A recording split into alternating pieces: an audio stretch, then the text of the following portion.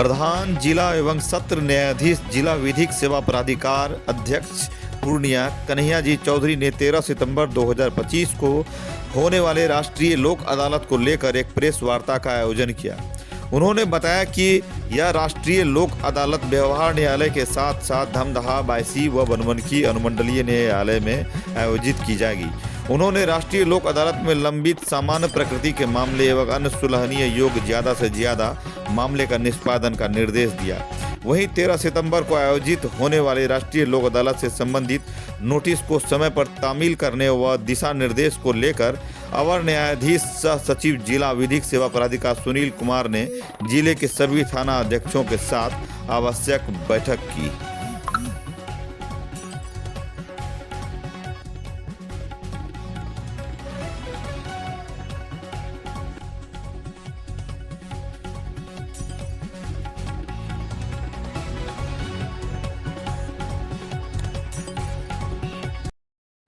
नमस्कार।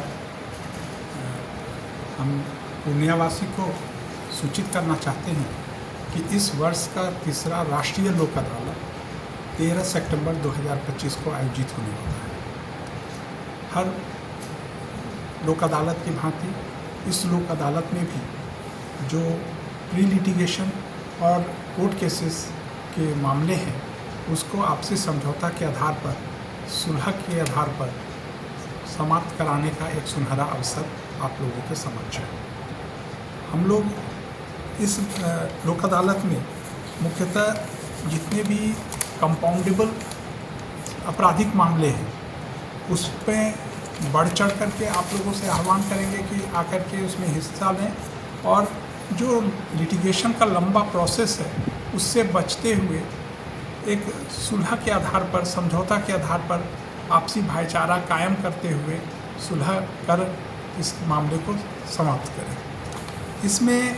हम लोग NI एक्ट का केस, जो चेक बाउंस का केस है, ऐसे केसेस जो मनी रिकवरी है, मोटर दुर्घटना बीमावाद से रिलेटेड मामले हैं, श्रम से मामला है, लेबर कोड से रिलेटेड,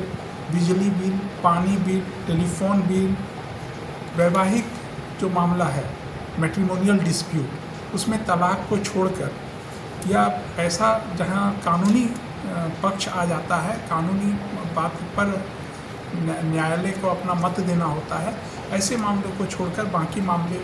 में सुलह हो सकती है। भू अधिग्रहण का मामला होगा, वेतन और पेंशन से रिलेटेड मामले, राजस्व से रिलेटेड जितने भी मामले हैं, उपभोक्तावाद जो कंज्यूमर फोरम में पेंडिंग केसेस हैं, इसके अलावा जो बंटवारा और अन्य दीवानीवाद हैं, इस सभी में ये सभी सुलहनीय होते हैं और इसमें आपसी सहमति से सुलह के आधार पर इसका निष्पादन कराने का एक मौका है। जिन लोगों का ट्रैफिक चालान कटा हुआ है, ट्रैफिक चालान जमा करना है, बिजली बिल का मामला हो, उससे रिलेटेड वन विभाग का केस हो, माइंस मिनरल का केस हो, वेट मेजरमेंट्स का केस हो, ऐसे सभी वादों का निष्पादन राष्ट्रीय लोक अदालत में हो सकता है। इस बार हम लोग राष्ट्रीय लोक अदालत में जो प्री लिटिगेशन केसेस हैं, जो केसेस अभी कोर्ट में दाखिल नहीं हुए हैं, वो दाखिल होंगे अगर समझौता नहीं होता है, तो ऐसे केसेस में जिसमें बैंक का केस होता है, मोटर व्हीकल से रिलेटेड केस है, ट्रैफिक चालान का रिलेटेड केस है, अगर आप जमा नहीं करेंगे तो फिर वो कोर्ट में आ जाएगा। तो ऐसे मामले में करीब 28,812 केसेस में हम लोगों ने नोटिस निर्गत किया है, हर विभाग के द्वारा जो डाटा प्राप्त है। इसके अलावा जो पोस्ट लिटिगेशन है, यानी कि जो मामला कोर्ट में आ गया, अब न्यायालय अपनी प्रक्रिया के द्वारा उसका निष्पादन करेगी, ऐसे केसेस में जो सुलहनीय वाद हैं उसमें 2878 केसेस को चिन्हित किया गया है और कुल इसमें 4575 नोटिस इशू किए गए हैं दोनों पक्षकारों को कि वो लोग आकर के अपने वाद का निष्पादन करा सकते हैं। हम लोग चाहेंगे, हमारे DLA से सेक्रेटरी अपने पूरे कार्य समय में अपने ऑफिस में उपलब्ध होते हैं। अगर किन्हीं को भी लोक अदालत से संबंधित कोई भी जानकारी चाहिए वो इनसे संपर्क कर सकते हैं। साथ ही जिस कोर्ट में आपका केस लंबित है, आप उस कोर्ट से संपर्क करके अपने मामले को लोक अदालत में भेजने के लिए कह सकते हैं। नोटिस प्राप्त नहीं होने के बावजूद भी आप कोर्ट में आकर अपने मामले को लोक अदालत भेज सकते हैं। नोटिस प्राप्त होने के बाद मेरा आग्रह होगा कि आप तत्क्षण अपने अदालत को संपर्क करें। वहाँ पर हम लोग प्री सीटिंग का व्यवस्था किए हुए हैं, यानी कि आप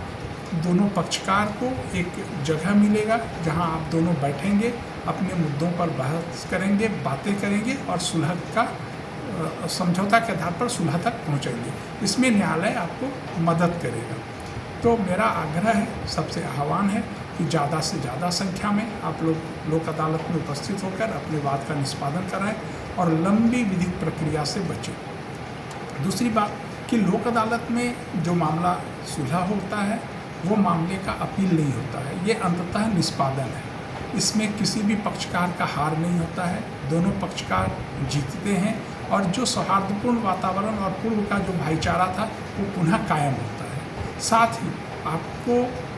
न्यायालय में जो न्याय शुल्क जमा किया जाता है आपके द्वारा, अगर आप समझौता के आधार पर इस वाद का निष्पादन करते हैं तो वो न्याय शुल्क भी आपको वापस किया जाएगा। हम लोग ये उम्मीद करते हैं कि आप लोग ज़्यादा से ज़्यादा संख्या में आएँ और 13 सितंबर को होने वाले लोक अदालत में भागीदार हों और अपने